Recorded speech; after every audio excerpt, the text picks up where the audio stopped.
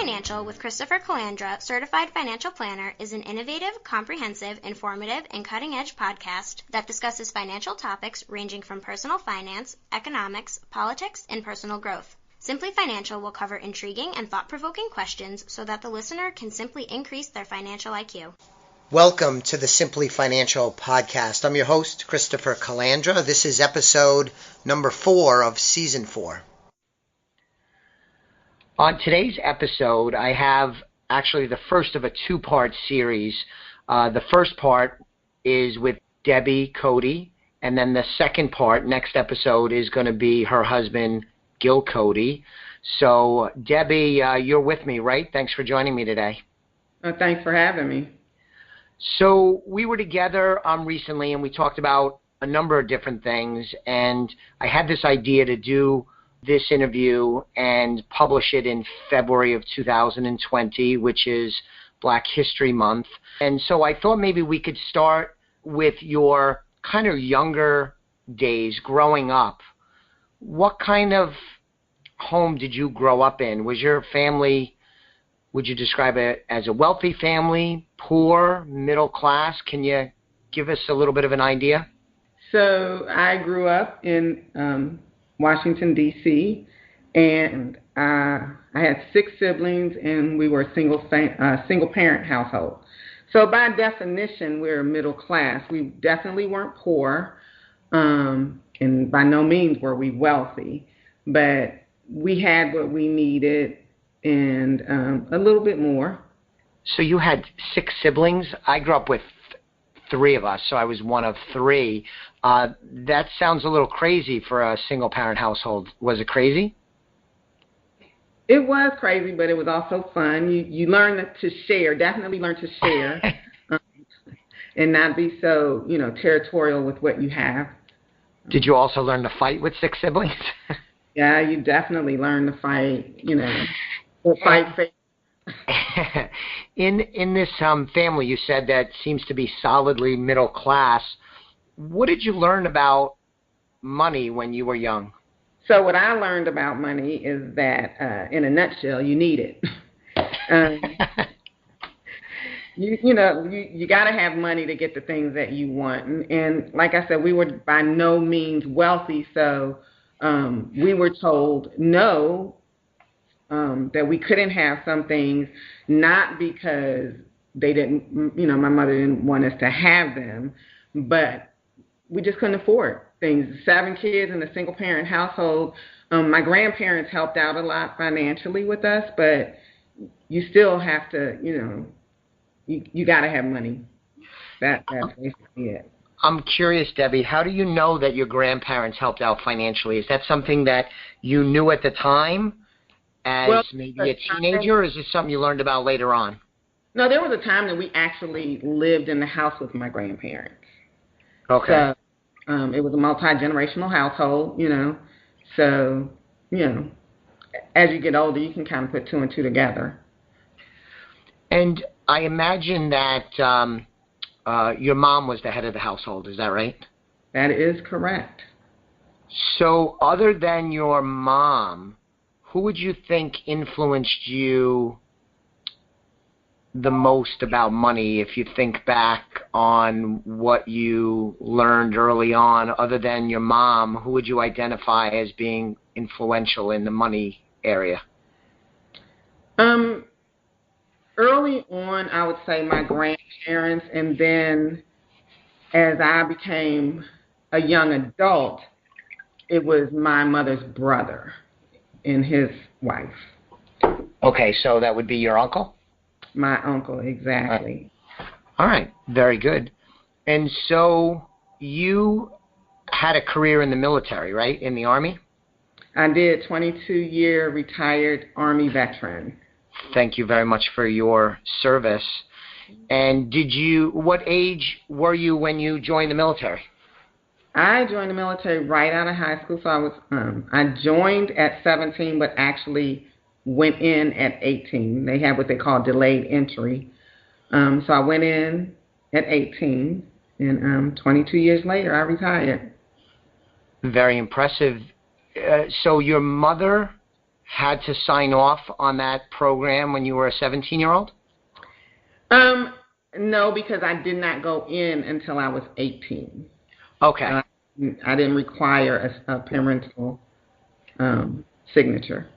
And with military service, a lot of times, not always, a lot of times that's something that families have a tradition in that regard. My family, candidly, does not. My dad was drafted during the Vietnam War era. He didn't serve in Vietnam, but rather Korea in the Army. He was drafted and he served his time, but I wouldn't say my family necessarily has a military tradition of serving.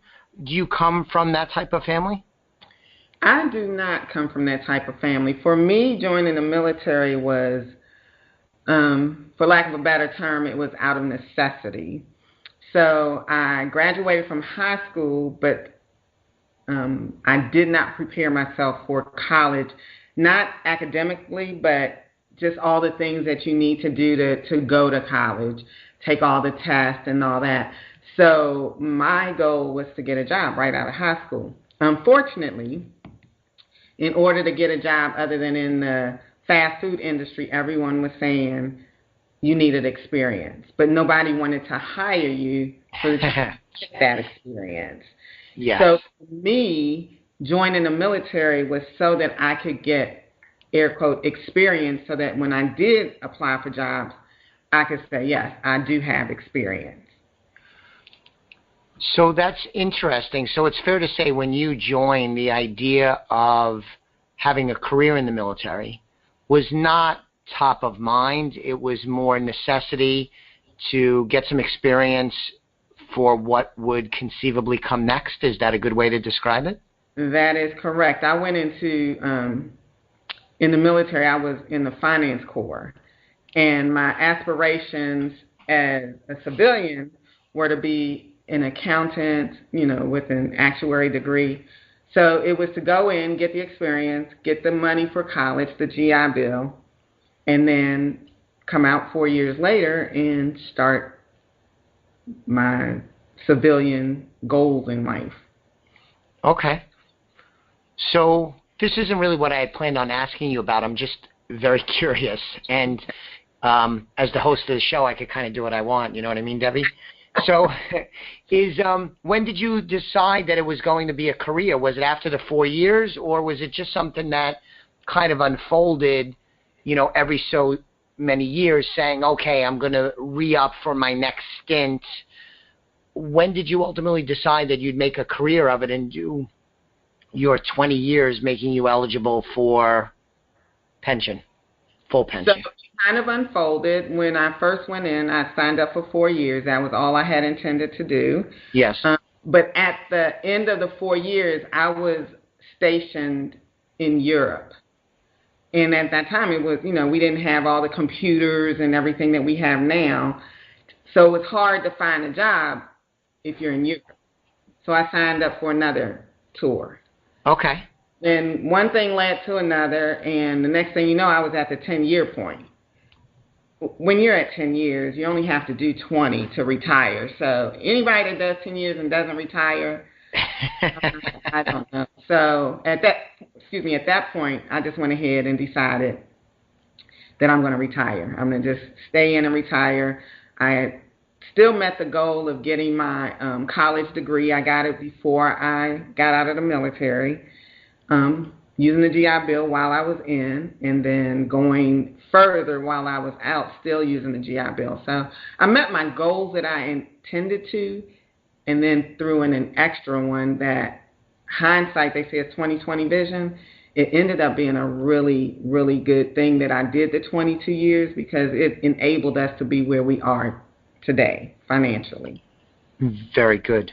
Good. Thank you for sharing. If we could switch gears slightly, I've been a financial planner my entire career, I think you know, and so that spans 27 years. And, this is my thing, right? I'm immersed in this. This is my area of expertise. It's an area that I do love. I'm still curious about it, Debbie, even today. Personal finance, money, investing, the psychology behind it, the emotion behind it, the math behind it.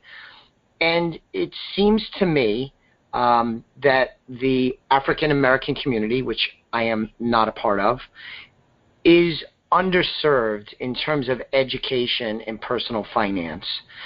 And from our dealings and conversations, you have taken upon yourself to try and make sure that your family and people that are close to you are educated in the realm of personal finance, trying to give them a chance to have the success that you have and you and Gil have. So can you talk a little bit about the importance of this personal finance subject and the steps you've taken to help, for example, your children? Sure. One of the things that we think is important is that you have to have a goal, and you have to start small. So the first thing you have to do is you have to start saving. But then once you amass a certain amount of money, I'm a big believer in going to the professionals. If you need something sewn, you go to a seamstress. If you need, you get where I'm going with this. So absolutely. You need people to help you that are subject experts. Everybody's not a subject matter expert. Everybody doesn't know about 401ks and CDs and, this financial thing and that financial thing. So I believe that you should get the advice of somebody who knows, who's that's in their field. You've done it for 27 years. I was in finance, so I know how to count money. I know how to keep up with money. But as far as making that money work for me the best way, I feel like you go to the subject matter expert. So we try to make sure that our kids start early. We have a son that just graduated from college, and he has his first, as he calls it, adult job. And, unlike me, I didn't want him to have the same mindset that I had when I started out. Not that I was a big spender, but I didn't start saving right away. So I wanted him, while he doesn't have no family, just himself and the money that he makes to take care of himself, to make sure that he pays himself and he starts early so that he can be where we are or even further than we are when he gets to his golden years. And the same thing, we try to, pass that information on to people who may not have, they may have the money, but they don't have a financial planner. So that's our goal with how we saved and how we try to instill it and pass it on to other people. Well, that's very well said. And a couple of things. Number one, I've had the pleasure of speaking to Isaiah recently. He's an impressive young man, so I bet that he does accomplish quite a bit in his life. He seems very, very sharp. And I teed up that question, Debbie, and I think maybe I should have made sure that we were kind of on the same page. Would you say that you agree with my opinion that the African American community is underserved and undereducated in the realm of personal finance? Now, I know, look, this is a big country. There's lots of different people from all different backgrounds, and the diversity is tremendous. But do you think that's a good general statement? I would say that a generalization, yes. Not so much that they don't have access to it, but that they don't take advantage of the access to it. That, you have to have somebody behind you, as in Isaiah's case and our other children's cases, pushing you towards that goal. So it's out there, but unless you're introduced to it, so yes and no.